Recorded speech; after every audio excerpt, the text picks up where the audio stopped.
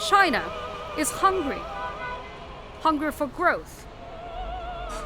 Hungry for power. Hungry for food. Yum, yum, yum.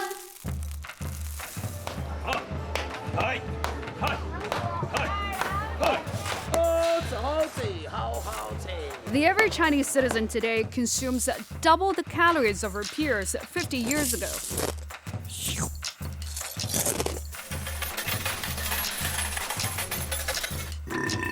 I know what you're thinking. So what? The changing appetite of one Chinese consumer might not seem like much, but multiply that by 1.4 billion, and our food landscape is about to be changed forever. Where's all this food coming from? I'm Wei Du. I grew up in Chongqing and now I live in Hong Kong. I've spent the last 4 years of my career as a foreign correspondent. In this series, I discovered what it takes to put food on China's table. All right, here we go. This episode, I uncover how the enormous Chinese market is giving the phrase cherry picking a whole new meaning. Some people think buying cherries is a way to show their status. And how China's love for thorny fruit is literally reshaping the Thai countryside. Have you had a lot of people coming onto your plantation? Yes, and some of them, they want to buy this land.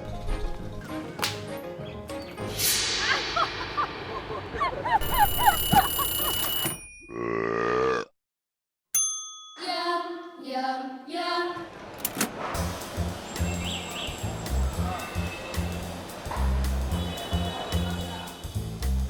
I'm at the Jiangnan Fruit and Vegetable Market in Guangzhou.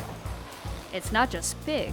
At 40 hectares, the size of 40 football fields, it is humongous.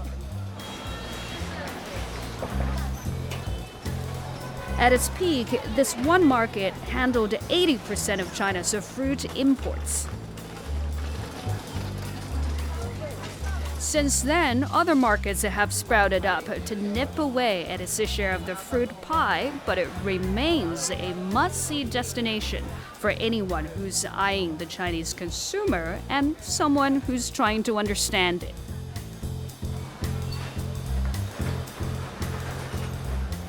When I was growing up in China, we ate fruit, apples and oranges mostly, the kind of stuff that China can grow. But if this market is anything to go by, the Chinese consumer is now onto much more exotic stuff. It scares me a little bit, but is that...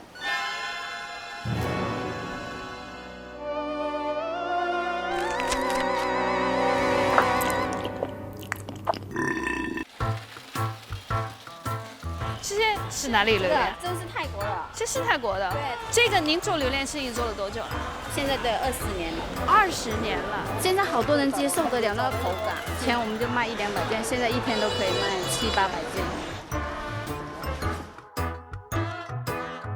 20年前榴莲最早是怎么？我们最开始才卖55块钱一件，现在卖多少？现在今天的行情是480。 The first time I had durian was about 20 years ago. I was a teenager out with some friends, and the boy I liked dared me to eat it. Now I think of it as an act of self-harm. That tells you where I stand with the stinky fruit. Just how did China come to be so in love with this odd-looking fruit?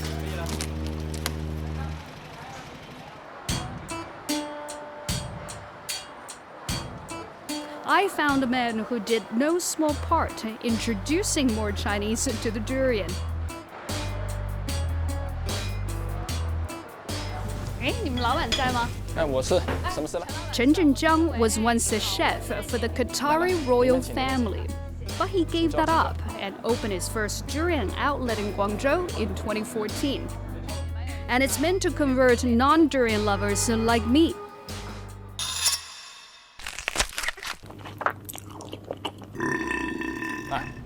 给介绍一下，我们这里的主打就是这个榴莲花椒鸡煲，啊，用榴莲做的鸡包。它是会热的，会一直煮啊，那不会整个屋子都是吗？不会很重的，它的味道就是融入在鸡里面的，很特别的一个味道。好，那我们要一个这个。10几年前我就在新加坡啊、马来西亚或者泰国啊这些地方去旅游的时候，就吃到榴莲，然后觉得很好吃，很好吃。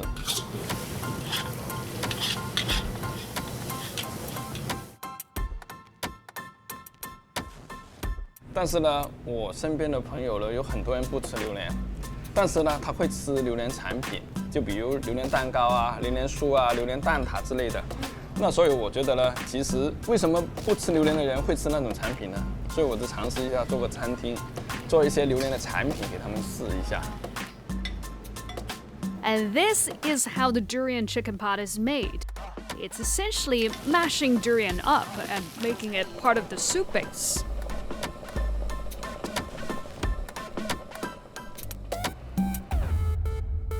榴莲鸡包，看一下啊，这是榴莲鸡包了。等我一下啊。哎，其实还好哎。咖喱鸡了。这里我们卖的最好的就是哦，菠菜汁榴莲炒饭。说我先吃一块鸡吧，先。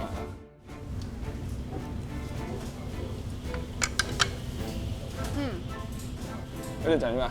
是有一点那个辣辣的榴莲的味道。对，榴莲的味道呢就融入在鸡里面，然后你吃到鸡里面又吃到榴莲的那种香味。我们所谓的香味就是这样。这个呢，我是可以尝得到有一点点榴莲的那种蛮浓的那种香味，但它因为它不臭嘛，就没有盖过那个味道，所以我觉得这个还比较可以接受的。我发现这个很多人都是这种想法以后或者吃法以后呢，我就创了这个餐厅，目的就是呢，让很多连吃榴莲不敢踏入门的人呢，先尝试一下吃榴莲的产品。现在我的很多客人都是爱上吃榴莲了。这是什么？这是黑刺，拿那么少，拿大块一点嘛。你大胆的吃一下，我帮你也把它也。一旦尝试了像榴莲这种产品，尝试了你喜欢上它了，也就上瘾一样，你就一段时间你就想吃，一段时间你就想吃，季节来了你就很想吃。So it was an addiction that spread organically. Between 2009 and 2017, the amount of durians brought into China grew fourfold. And that isn't even the most explosive growth.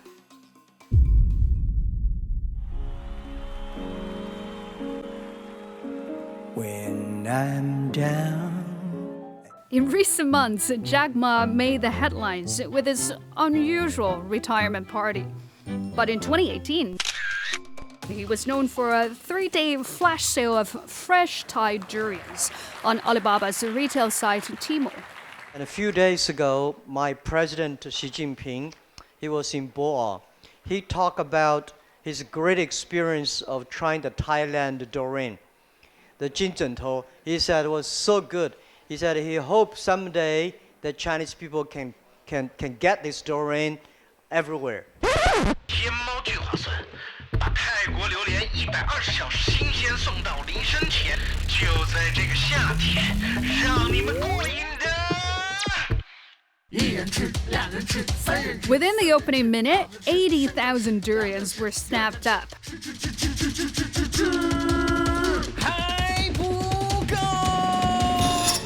When 2018 ended, Chinese consumers had spent a total $1.1 billion on fresh Thai durians, doubling what they spent the year before.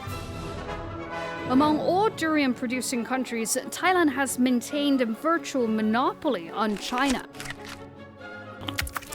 Why, I wonder? And is that a blessing or a curse? I must find out in the land of smiles.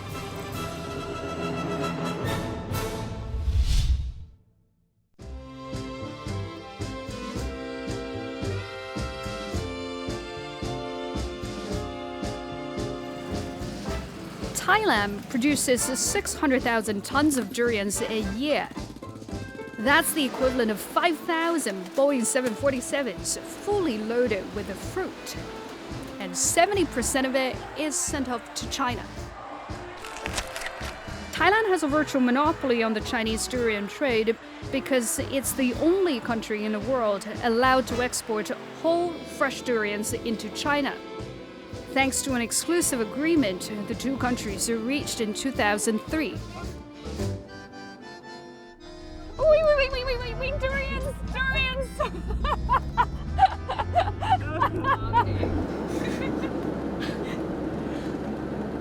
A lot of people have told us to go straight to the source, and that's why we've been driving for about 5 hours out of Bangkok to this place, Chantaburi, really the biggest durian producing region of Thailand.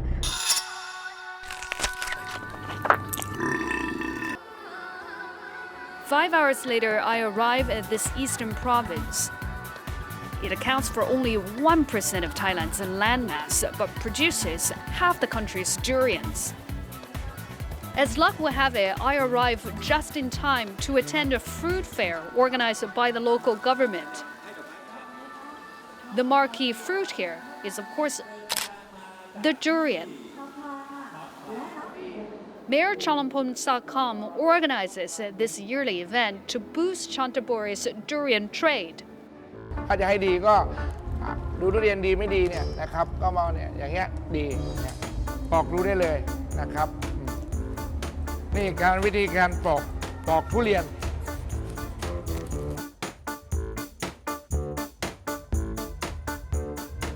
นี่คือทุเรียนที่ดีทุเรียนอร่อยนะครับ Okay, I'll give half of it to you. Okay. Oh, the sacrifices I have to make just to do my job. จะหวานหอมอร่อย Is this ทุเรียนเกรด A เกรดส่งออกไปเมืองจีนส่งนอกแต่ทุเรียนที่ไปประเทศจีนเนี่ยมันจะแก่แค่ 80% เพราะอะไรเพราะว่าทุเรียนแก่จัดไปประเทศจีนไม่ได้มันสุกมันแตกคาตู้คอนเทนเนอร์กลางทางนะครับเพราะฉะนั้นเนี่ยจังหวัดจันทบุรีเนี่ยเป็นจังหวัดที่โชคดีนะครับที่มีภูมิอากาศนะภูมิประเทศอากาศเนี่ยฝนฟ้าเนี่ยเป็นใจในประเทศไทยเนี่ยหรือว่าในโลกเนี่ยจะไม่มีใครปลูกทุเรียนได้อร่อยกว่าที่จังหวัดจันทบุรีแน่นอน So doing business with China has been very good for you. How has it changed the industry? ลงจีนมากขึ้นปีนี้มากขึ้นครับเรารู้ครับเพราะว่าจริงๆแล้วเนี่ยคนที่เข้ามาซื้อทุเรียนเนี่ยนายทุนจริงๆแล้วเนี่ยคนที่มาเป็นเจ้าของซื้อทุเรียนจริงๆเนี่ยก็จะเป็นคนจีนเพราะฉะนั้นเนี่ยเขาจะรู้ว่าประเทศจีนจะต้องทำยังไงนะครับเขาก็ทำให้ถูกต้องขบวนการของประเทศจีนนะครับเมื่อก่อนก็มี100 กว่าโรงตอนนี้500 กว่าโรงนะครับพี่น้องชาวจีนเนี่ยมาเปิดโรงกัน So this has been very profitable for you guys, selling durians to China, but has it made life better for everybody in this province?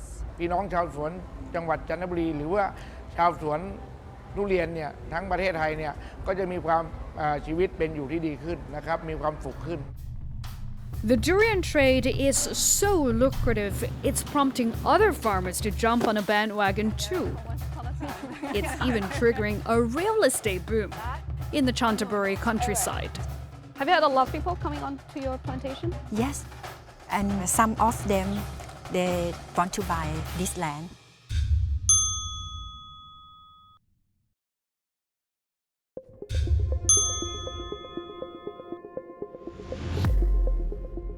I'm in Chantaburi, Thailand, on the trail of a new Chinese favorite, durians.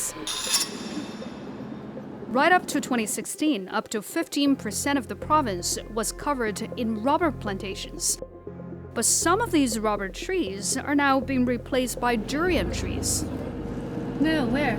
Oh, here. Yeah. So the trees are actually quite tall.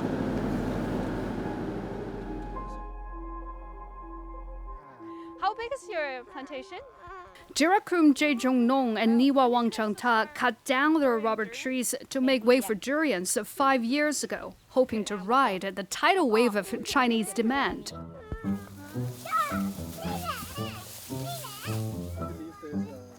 But durian trees take a long time to mature, so they're still a year away from their first fruits. Why did you choose to plant the durian?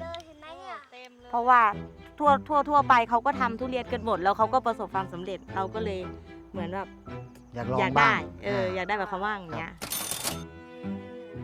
ความหวังอยู่ที่ทุเรียนไหมอยู่ ก็อยากได้เหมือนกันครับ คือเหมือนกับว่าอย่างว่าแหละเงินคือพระเจ้าครับทุนไปเพราะว่าที่นี่ลงปลูกไปประมาณ100 กว่าต้นเนอะก็เท่ากับที่คำนวณไว้ก็น่าจะถึงหลักล้านถ้ามันได้ผลผลิตทุกต้นนะครับ People thought China was going to need more and more and more of rubber, and it didn't in the end.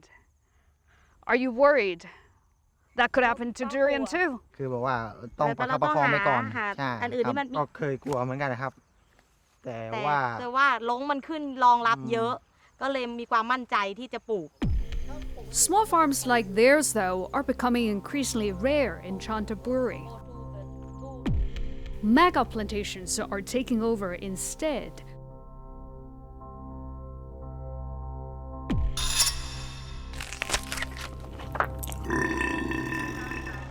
Chanangpong Viryapakdi owns the 500-acre durian land. Is that yours? Yes.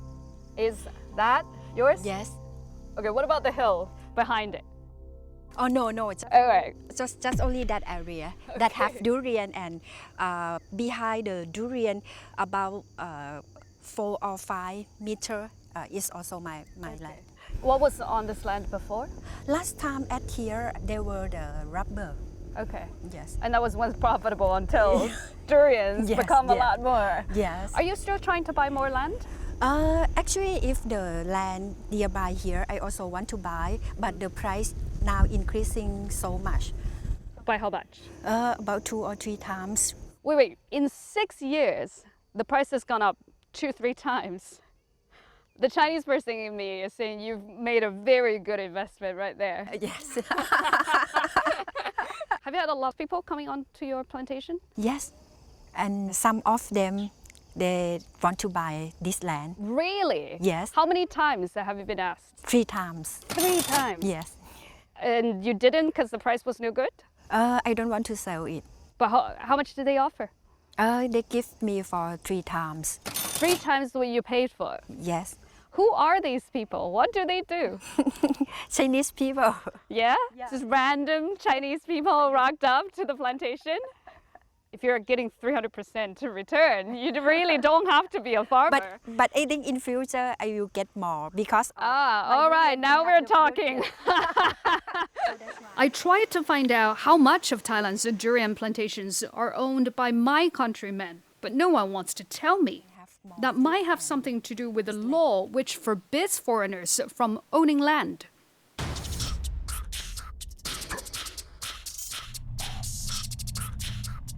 However, driving around Chantaburi, I see plots of newly cleared land, all to make way for durian trees and packing houses. Everyone is hoping to cash in on the durian bonanza.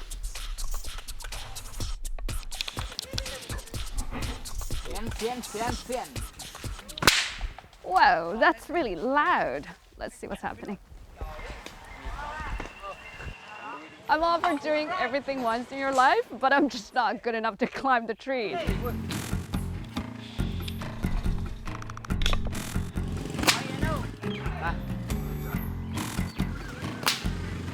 Have you... Ooh. Oh, really? Oh. Ôi. Have you ever got hit in the head? เคยโดนครับ You have? โดนเจ็บเหมือนกัน เจ็บหนักเหมือนกันครับ Yeah? ก็ถูกแขนถูกหัวอะไรแบบนี้ Ooh. Right. That does not sound pleasant. And I'm not, absolutely not, but I'm glad you lived to tell your story.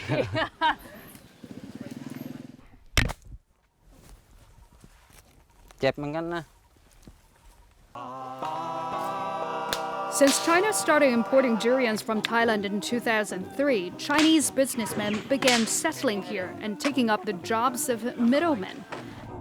These middlemen go to the farms, scout for the best harvests, lock them in with an advance contract, hire workers to cut the fruits come harvest time, and export them straight to China. These Chinese middlemen seem to be the key to this durian trade. Unfortunately, it's now the end of May, past the peak harvesting season in Canterbury, so most Chinese middlemen have closed up their packing houses and left town. But I managed to get a hold of Virung Unjai, who's the middleman receiving this stock of fresh durians, all 30 tons of it. The thing is, though, Virung isn't Chinese. Is the competition a lot more intense than it used to be? ตอนนี้ถ้าใครมีเงินน่ะผมบอกได้เลยหาเงินซื้อทองยังซื้อง่ายกว่าซื้อทุเรียนเพราะทุเรียนมันหายากแต่ลงผมเนี่ยคือยังมีอยู่ยังมีเพื่อนมีพวกมีคนสวนมีสาย 3-4 สาย Virung has been in the business for 20 years. While the Chinese middlemen are cash rich, he tells me his personal relationships with local farmers is what's keeping him in business. Virung needs to send this 30 tons of durians to China as quickly as possible, because even when harvested at 80% ripe, durians are still super perishable. So after a day of drying, they need to be packed overnight and sent on their merry ways to China as soon as possible. Well, I can't just stand around and not lend them a hand, can I? Use another piece of cardboard. Wrap it carefully because they're so spiky and they might just poke into each other. Oh, that's a big one. Right.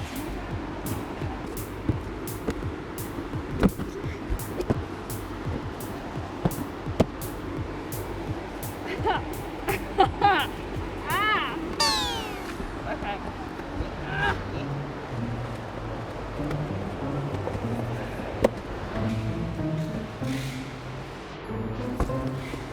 Next!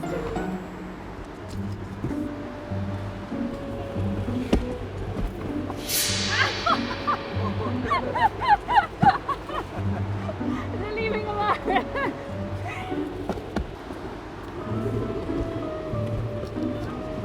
Is that okay?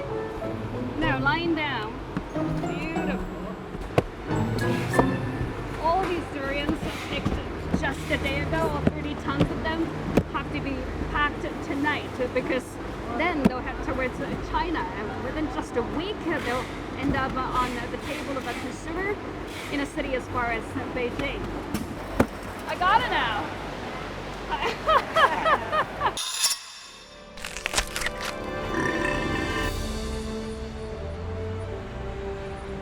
I'm back in Bangkok.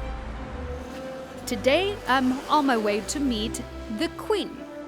Not the Queen you might be thinking about. I'm meeting Thailand's Queen of Frozen Fruits. Kajana Yamprai has been in the durian business for 25 years. Right, she has no children. That's her nephew, Pakpun Pakapakun, who helps run the company. This is your house? This is where you live? Yes, it is where I live. Yeah. I feel like Cinderella in the palace and the clock had just struck midnight. We're meeting your aunt as well. Yeah, she's dressing up and she will come down Right. soon. Wow. Sawadika. What a grand entrance. You're just making a She's my way. aunt. Yeah, she's my aunt. Very Yeah. nice to meet you. Should I read? 3 years ago, the company introduced frozen durian to China, which turned out to be a game changer.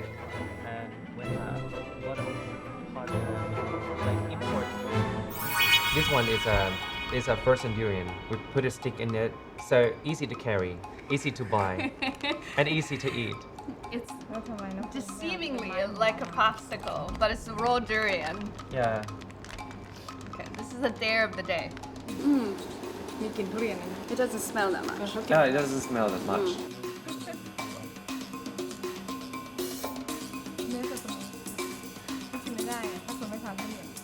How's life? It is much better than fresh durian. The way I describe fresh durian is custard with rotten onion and then some food binding thrown in. Oh. This one has taken out the foot binding, but it still tastes like rotten onion. I'm sorry. Now, freezing durian isn't a new technology, but what Kanjana did was a faster and deeper freeze. At minus 60 degrees Celsius, it reduces the size of ice crystals inside the fruit, giving it a creamy texture, just like ice cream. The improvement boosted the popularity of frozen durian and made the fruit available all year round to the Chinese. The company exported 160 containers of frozen durian to China last year. When we do the contract farming and we need to harvest all of fruits, all of durian in the farm, and for the lower grade, there's no any resolution to export it. That's why we build up the frozen factory to freeze and to make a frozen durian. Most of it would eventually still be exported. Yes. When a Chinese buyer comes to you, do they usually have a number in mind how much they want? They'll just say, I will take all of whatever you want, whatever you have. Starting this year, Malaysia can export whole frozen durians to China, even though they still can't do the fresh fruit. Are you worried about that competition? I worry a bit because nowadays, Chinese people, they know only about the Maosan Wang, the Malaysian durian. Maosan King. Maosan King. But actually, we do export much more than Maosan King export to China. But they don't know about the name of the durian from Thailand. But Do they not? No, not that much. Oh, the Maosan King is the #1 durian. But do you have to, prepare yourself for that competition? I know that our weak point is about the branding, the variety, or the name of the durian. Maybe next year we are finding partner who can do the stronger brand for Thailand durian. Even the queen is scared of the Maoshan Wang. Well, no amount of branding will ever make me fall in love with this smelly fruit. But one thing I know, as long as it remains the symbol of the rich man's food, hundreds of thousands of Chinese will be vying for it. To feed China's growing appetite, it's the local Thais that are literally tightening their belts.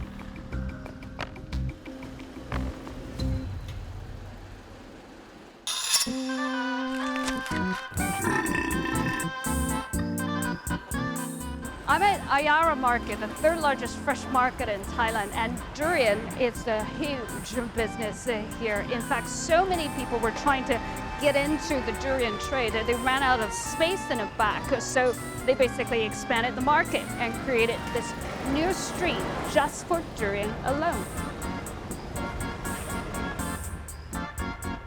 Oh, hi. สวัสดีค่ะ เมื่อก่อนนี้ราคาอยู่ที่แพงสุดเลยนะพี่เบอร์สวยเลยนะเมื่อก่อนนี้ลูกสวยทรงสวยยังไม่ได้ส่งจีนอยู่ที่120คือนี่สวยแล้วถ้าตกไซส์อยู่ไม่เกิน60-80 บาทครับแต่ตอนนี้ราคาเบอร์ตกไซส์200ครับสวยมันก็ส่งนอกมันก็ได้มากกว่านั้นนะเนาะมันก็แล้วแต่วันครับผม Are you making more or less money of selling durians? มันราคามันขึ้นจริงครับพี่แต่ว่าประเด็นคือคนไทยไม่มีกำลังซื้อคนจีนกินเยอะขึ้นครับดีกับคนสวนนะครับกับพ่อค้าคนกลางดีครับแต่ว่าธุรกิจขายปลีกแล้วไม่ดีครับมันจะเป็นลาดำมันแป้ว Since 2006, Thai's consumption of durian has fallen sharply. Now they eat just a quarter of what they used to a decade ago, as durian growers divert local fruit supply to feed China. Are the Thais happier for it? Well, that depends on who you ask. ก็แพงขึ้นมาจากปกติจะซื้อถี่ใช่ไหมตอนนี้ก็แบบลดจำนวนการซื้อลง หลายคนอาจจะพูดว่าเฮ้ยของดีๆเนี่ยส่งออกหมดเลยใช่ไหมแล้วเราจะเหลือของดีๆกินเหรอ Are you worried that China might end up eating all your durians and be nothing left for people like you? It's okay because it's when sell for another country that is come in Thailand money. Yeah. Money. Yeah. Thailand used to be the top fruit exporter to China, and now it's getting plenty of help from durians. But it might surprise you that Thailand has lost its crown to a country literally halfway around the world. Makes me wonder, how and why? Time to head to Chile, the fruity wonderland.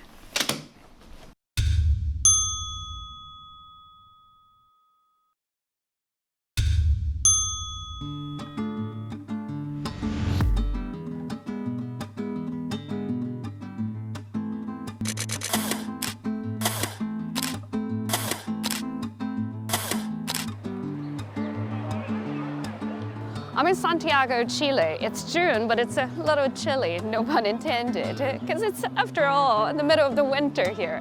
Not exactly the best time to visit. Chile and China are antipodes on Earth, so there are literally no two countries further apart on a planet.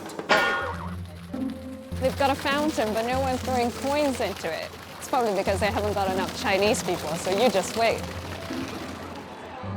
Given the distance, Chile thus far does not feature prominently on the radar of Chinese tourists.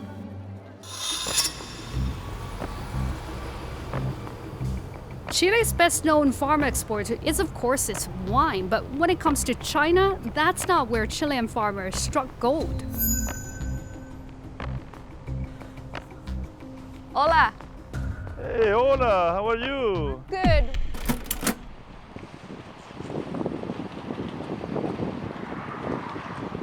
It is so very cold. Yes, this is the perfect weather for cherries. This is the spores, and here come the new cherries. And in this moment, when the temperature in the winter go to 10 degrees to 0, you make the flowers inside, and you keep the flowers strong. When the spring later and come the hot weather, the blooming coming in September. So the chill makes the flower stronger, and a strong flower have a strong cherries. Hernan Garces is known locally as the father of Chilean cherries. In summer, it's a hive of activity in his plantation. Thanks to China's appetite, Hernan's family business, Garces Fruit, is now the biggest cherry producer in the world. You see, because Chile is in a southern hemisphere, it has just the opposite seasons as most other cherry-producing countries. So when Hernan's cherries are in season from November to January, there's almost zero international competition. But his good luck doesn't stop there. And we are very lucky because the Chinese New Year is always in the same time of the cherry season. For the Chinese, in the New Year, they love the cherries. It's red, it's good luck, good experience, good season, good year, lucky. The cherries, how do they get there? The first cherries go by air, but the big volume, the 80% of the cherries go by boat. It started the 1999, maybe 3 containers, 10, and sometimes we say maybe in the future we send 100 containers. It's too much. Say, oh, what happened? Maybe the Chinese don't like too much cherries. And now we have 8,000 containers and the demand increasing. So this plane takes cherries directly from Chile to China. 100 tons is 20,000 boxes. We pick in the morning, packing in the afternoon, and the next day take the plane and arrive in 24 hours to Beijing, Shanghai. That's much better treatment than I received. I had to travel China, Doha, Sao Paulo to here. This is faster. It took me 40 hours. Yes, but we do this because sometimes when the plane is stopping in Sao Paulo, you don't know how is the temperature, how is everything. We need to be sure the Chinese receive the best cherries. we selecting the lines, and we see what is the best for the Chinese. Chinese like the right color, the more brilliant cherries. The sweet cherries, the bigger, the nice stem. For the Chinese, the first look, when they open the box, they like to see the stem, because if the stem is green, hard, and good, it's fresh. The Chinese might be perfectionist, but they're willing to pay, outbidding their US counterparts by 13%.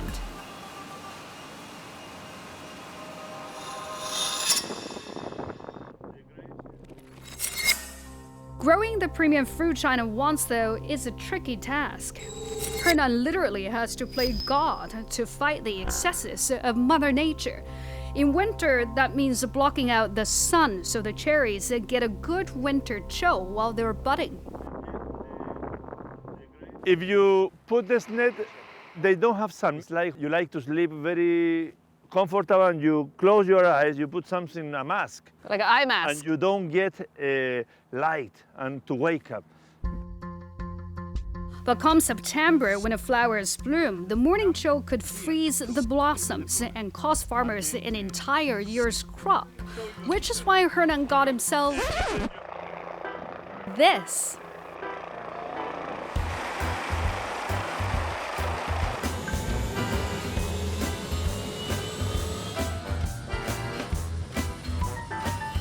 Ramo? Yes.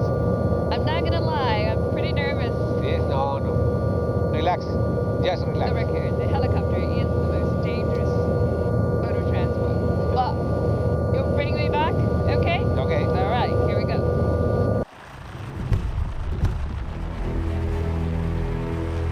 Ooh, here we go.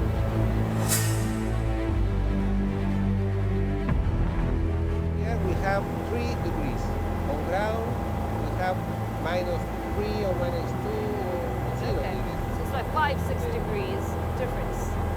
The air pushed by the main rotor to the ground and invert the temperature.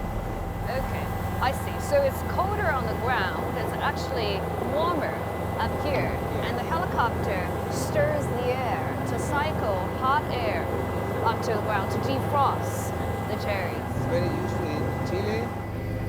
All right, well, we're doing that again.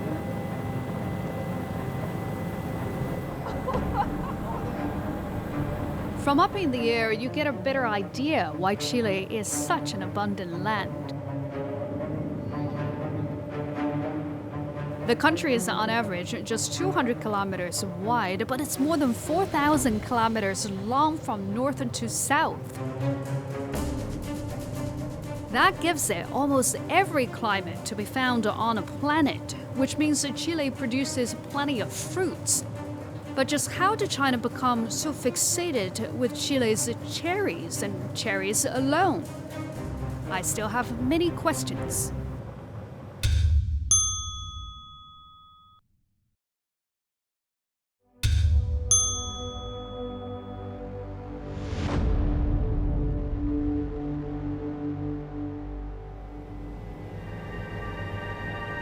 I'm flying over the snow-capped mountains of the Andes. And this is absolutely majestic.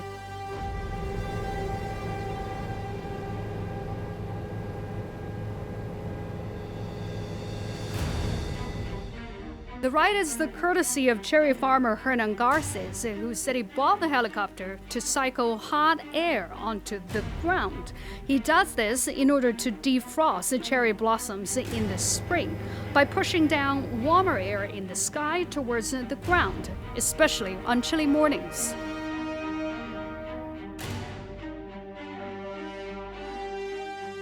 Cherries are now Chile's third largest export to China after copper and wood.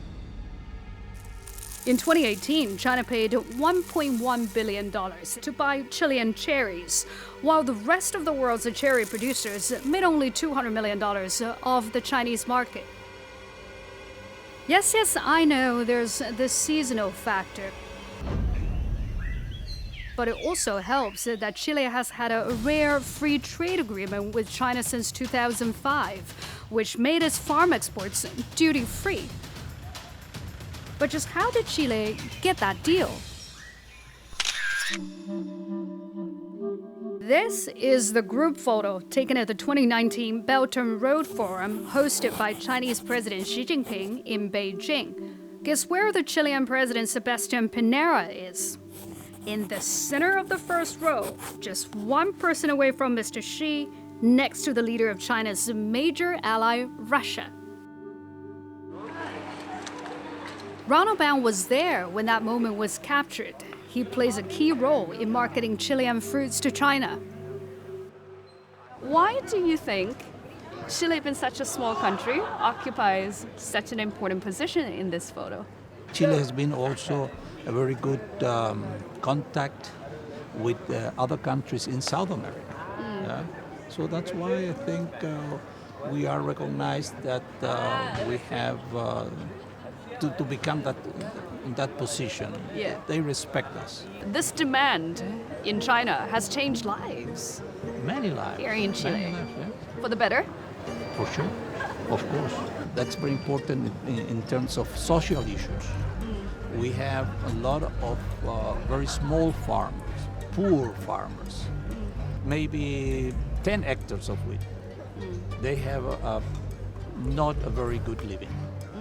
But if they have 1 or 2 hectares of cherries, they change their life completely. And we have many examples of that. For how much cherries China buys from Chile, there's actually surprisingly little Chinese influence in Santiago. I haven't seen any Chinese signs, hardly any Chinese restaurants. To meet an actual Chinese person, I had to make an appointment. I've come to meet Fu Weichun. She's lived in Chile full-time for 6 years, which is unusual. 然后大概是在9月、10月这个时候需要付定金的，他们自己就会过来。那个时候人就是非常多，直接去南部整条路上全部都是中国人。应该说餐厅嘛，例如您在这个高速公路附近的餐厅，在旺季的时候，几乎有2/3的人都是中国人。那其他1/3的都是他们的翻译。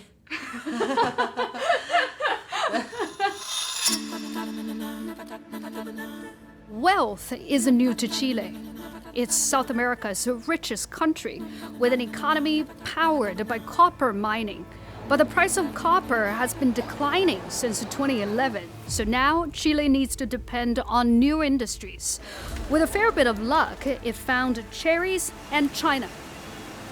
But among all the seasonal fruits out there, how did the originally unassuming cherries come to fascinate my entire country?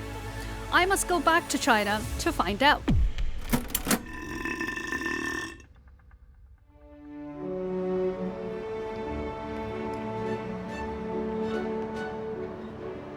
When I was growing up in China, we didn't eat cherries that much. It's probably because the local cherries, called Yingtao in Chinese, were very small and sour, and they were only in season for a couple of weeks a year anyway. This kind of cherries, imported from overseas, we call them 车厘子 in Chinese, and they were unheard of back then. Like many things in China these days, the popularity started online and it seemed completely random.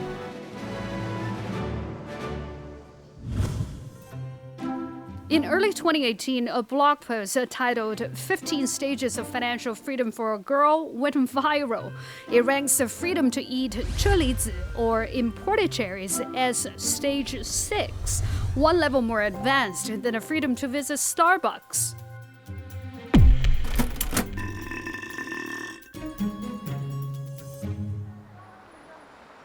Jenning Wang is in her early 20s. She lives in Shanghai, so that makes her just the type of women the blog post was talking about. I'm joining her on her weekly fruit shopping trip. Actually, they've got some right here. Right, these are 78块500克. That works out to be, let me see, $12, half a kilo, 25 US dollars. It's quite expensive, isn't it? But that's the normal price for cherries. That's really quite a bit of money. When I read that article, I thought if people are writing about a certain item being unaffordable, surely that's bad publicity. But that didn't quite work out that way, did it? It helps in some regard, probably. Some people think buying cherries is a way to show their status. Okay. Yes, like I have money, I'm the middle class, so I can afford cherries. But this marketing is really geared towards women, isn't it? Indeed. Yeah, Yes. why is that? Because women feel nowadays they are more stronger than in the past. They have more money and they want to decide what they want to do. So the companies, they cater to this trend. You know, they tell you, what is your better version? How to become a better woman is you need to buy more expensive stuff to show you are better. That's where the 15 stages of freedom for a woman comes from. I think so. They only talk about the physical stuff. They don't talk about the spiritual.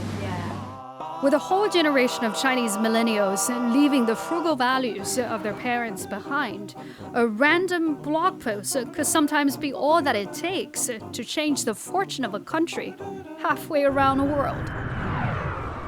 Next week, I look at how China's growing appetite for Chilean fruits can make a community but break another. Pero no la tengo inscrita. Y eso es producto de la sobreexplotación de este río a propósito del modelo de negocio asociado a la producción de aguacate. And explore the logic behind some of China's weirdest foods. 这个是什么？是个狗啊？竹鼠这个叫。就是老鼠，但是吃竹子。老人家。